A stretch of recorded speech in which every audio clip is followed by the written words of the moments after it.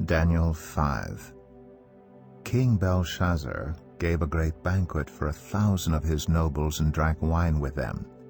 While Belshazzar was drinking his wine, he gave orders to bring in the gold and silver goblets that Nebuchadnezzar his father had taken from the temple in Jerusalem, so that the king and his nobles, his wives, and his concubines might drink from them.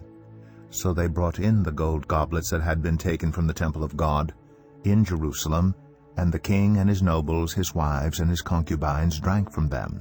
As they drank the wine, they praised the gods of gold and silver, of bronze, iron, wood, and stone.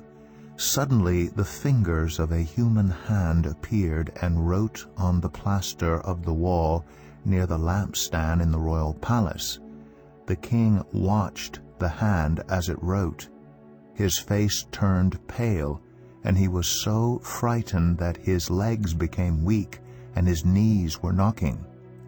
The king summoned the enchanters, astrologers, and diviners. Then he said to these wise men of Babylon, "Whoever reads this writing and tells me what it means will be clothed in purple and have a gold chain placed around his neck, and he will be made the third highest ruler in the kingdom." Then all the king's wise men came in, but they could not read the writing or tell the king what it meant. So King Belshazzar became even more terrified, and his face grew more pale. His nobles were baffled. The queen, hearing the voices of the king and his nobles, came into the banquet hall. "May the king live forever," she said. "Don't be alarmed. Don't look so pale. There is a man in your kingdom who has the spirit of the holy gods in him. In the time of your father he was found to have insight and intelligence and wisdom like that of the gods. Your father, King Nebuchadnezzar, appointed him chief of the magicians, enchanters, astrologers, and diviners. He did this because Daniel, whom the king called Belteshazzar, was found to have a keen mind and knowledge and understanding, and also the ability to interpret dreams, explain riddles, and solve difficult problems. Call for Daniel, and he will tell you what the writing means." So Daniel was brought before the king, and the king said to him, "Are you Daniel, one of the exiles my father the king brought from Judah?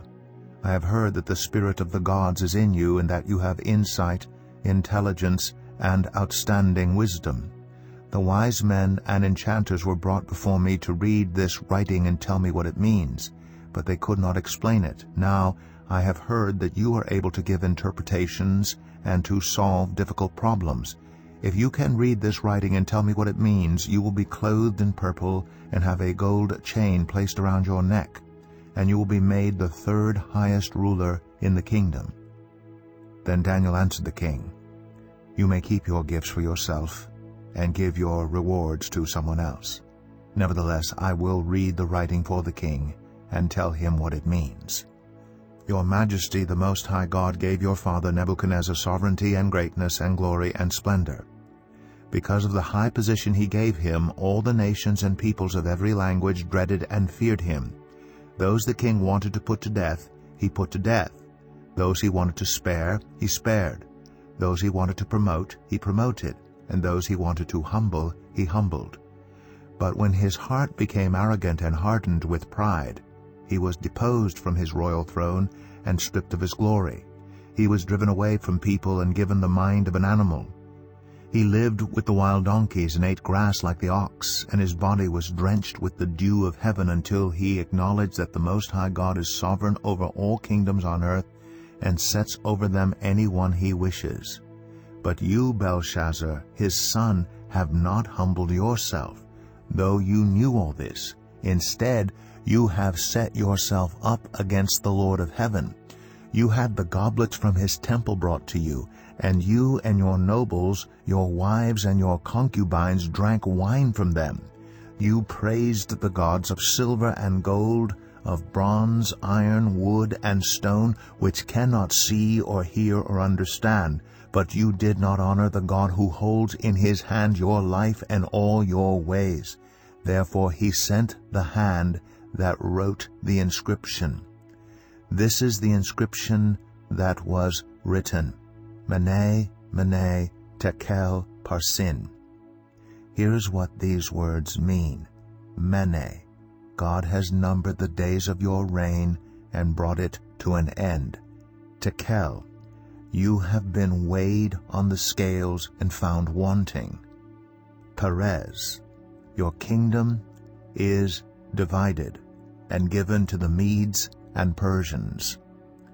Then at Belshazzar's command, Daniel was clothed in purple.